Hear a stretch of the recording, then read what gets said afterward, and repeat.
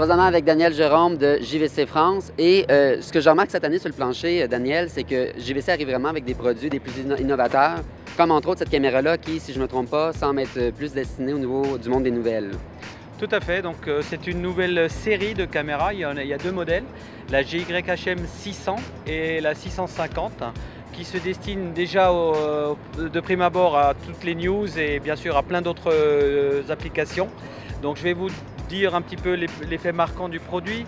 On a une nouvelle optique grand angle 23 fois avec un zoom de 23 fois et donc grand angle intégré avec 3 bagues individuelles, une pour le zoom, une pour le focus et une pour l'iris, ainsi que des filtres ND également intégrés. Et donc on a un sensor tiers de pouce Full HD. La sensibilité est très bonne de cette caméra, on arrive à des niveaux de luminosité de caméra avec des sensors nettement plus importants et plus grands. Donc on est à f11 à 2000 lux. Dans sa catégorie, c'est la caméra qui a le plus grand zoom et la meilleure sensibilité en Full HD. Donc c'est aussi la caméra la plus compacte, la plus légère de sa catégorie aujourd'hui. Et c'est pas fini, et donc on peut enregistrer, elle est multiformat. Donc il y a les distinctions se font justement entre les deux caméras avec plus de format pour la 650 que pour la 600. Donc la 600, elle va pouvoir enregistrer en Final Cut.move comme nos caméras précédentes, la HM150 et 750. Et elle pourra enregistrer également en AVC HD. On pourra prendre ce clip et le lire même dans une autre caméra d'une autre marque compatible AVC HD. La 650, elle, a encore des atouts supplémentaires. Elle va pouvoir enregistrer en H.264 mais en point move avec des métadatas.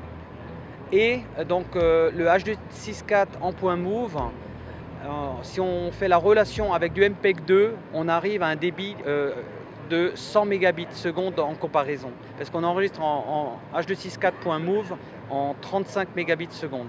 Donc c'est excellent comme qualité ce format-là. D'autre part, la caméra pourra enregistrer en MXF. D'accord. C'est nouveau et donc c'est pas n'importe quel MXF, c'est le MXF de XA10, donc c'est la norme AMVA qui a été mis en place en partenariat avec Sony, avec Adobe et avec Avid.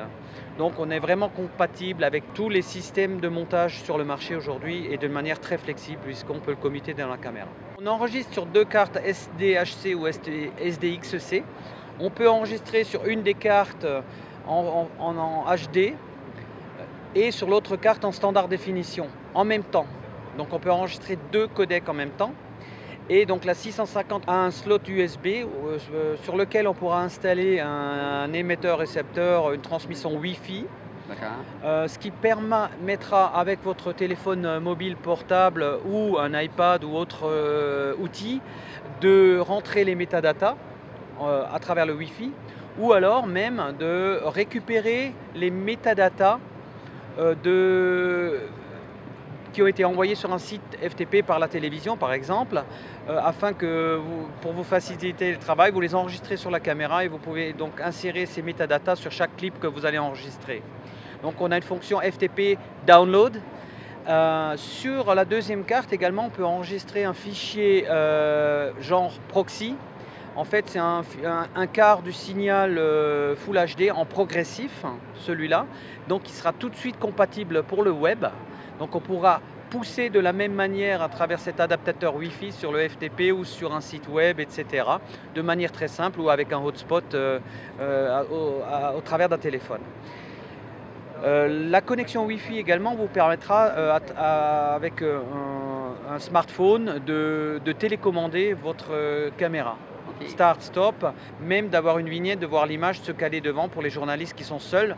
Ils pourront la mettre sur le pied, se caler devant et voir l'image, se positionner correctement et démarrer l'enregistrement à distance à l'aide de cet outil.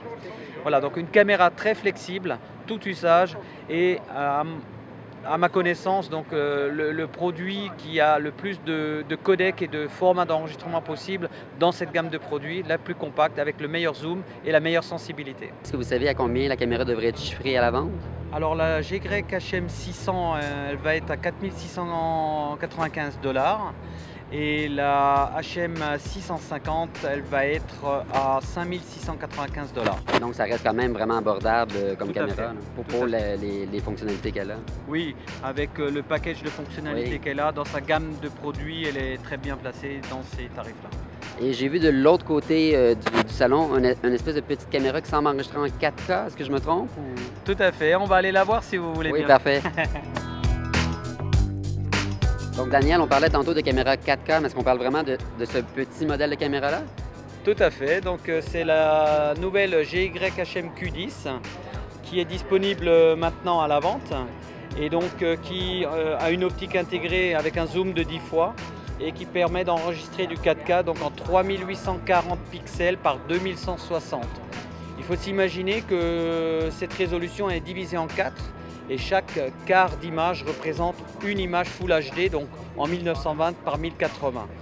On enregistre ces 4 quarts d'image sur donc 4 cartes SDHC ou SDXC en format H264.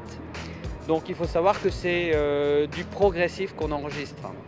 La caméra peut également être commutée en Full HD, soit en 60i, soit en 60p.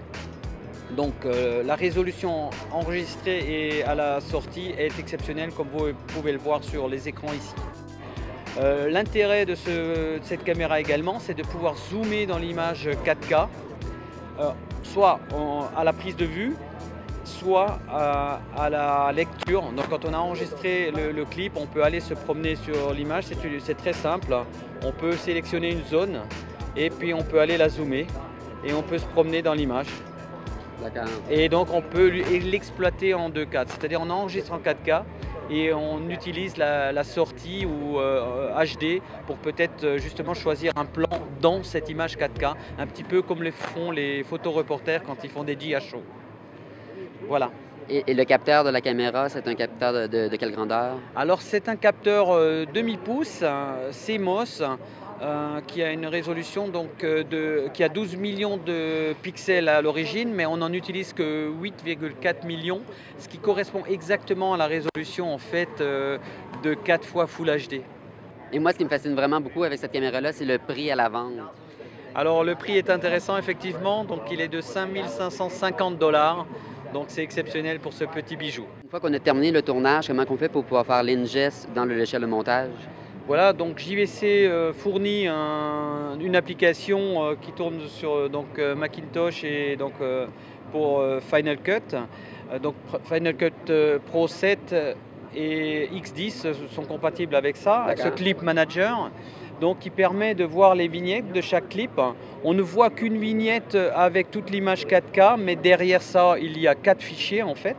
Ensuite, on peut le copier bien sûr sur le disque dur ou alors directement même des vignettes, faire un export en différentes résolutions ou en fichier ProRes, 422 HQ, 422 ou même des proxys.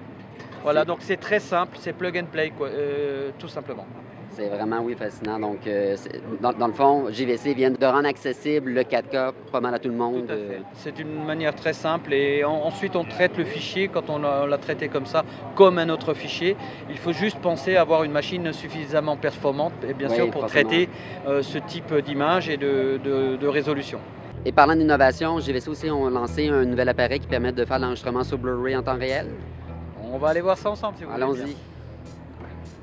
On a tous rêvé un jour ou l'autre que notre enregistreur DVD puisse enregistrer en HD. Eh bien, JVC arrive cette année avec la solution, donc un enregistreur Blu-ray en temps réel. Pouvez-vous nous expliquer un peu plus au niveau du fonctionnement du produit? Alors, c'est tout simple, on rentre en HD SDI, on peut sortir également en HD SDI et on peut enregistrer donc directement sur un Blu-ray qu'on aura formaté au préalable.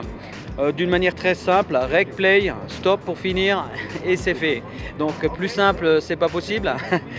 La machine permet également d'enregistrer sur un DVD. Donc elle fait la down conversion sur un DVD si c'est de la HD. Bien sûr, on peut enregistrer en standard définition également. De plus, elle permet d'enregistrer, de faire des Blu-ray à partir d'une carte SDHC. Donc si vous utilisez une caméra de chez nous, la HM150, la 750, la 790 ou bientôt les nouvelles caméras de chez nous, si c'est du format AVC HD ou du Final Cut.move, donc même jusqu'en 35 mégabits, vous pouvez insérer votre carte de votre caméscope sur cette machine ou dans cette machine et faire une copie directe sur votre disque Blu-ray. On peut incruster le timecode et l'imprimer sur l'image pour faire du dérochage par exemple. Donc c'est quelque chose de peut-être très pratique également. La machine permet également d'enregistrer sur le disque dur avant d'enregistrer le Blu-ray afin de pouvoir faire des copies multiples peut-être si on a besoin. Donc elle permet également de rentrer en HD, sortir en SD, rentrer en HD, enregistrer sur un DVD standard. Donc on peut avoir des conversions de format intégrées dans la machine. On a des sorties composantes, YC, composite, qui sont donc très flexibles pour tout type d'usage et application. La machine est également pilotable en RS232 à ma connaissance. Voilà. Et la question ultime, le prix? Donc le prix de cette machine est de 3 995 $. On livre les premières machines au mois d'avril. Donc tout le monde en a rêvé, tout le monde nous l'a demandé et puis JVC l'a fait. Mais c'est vraiment génial, merci beaucoup et encore une fois félicitations pour vos produits. Je suis vraiment impressionné par la cuvée 2012 de JVC.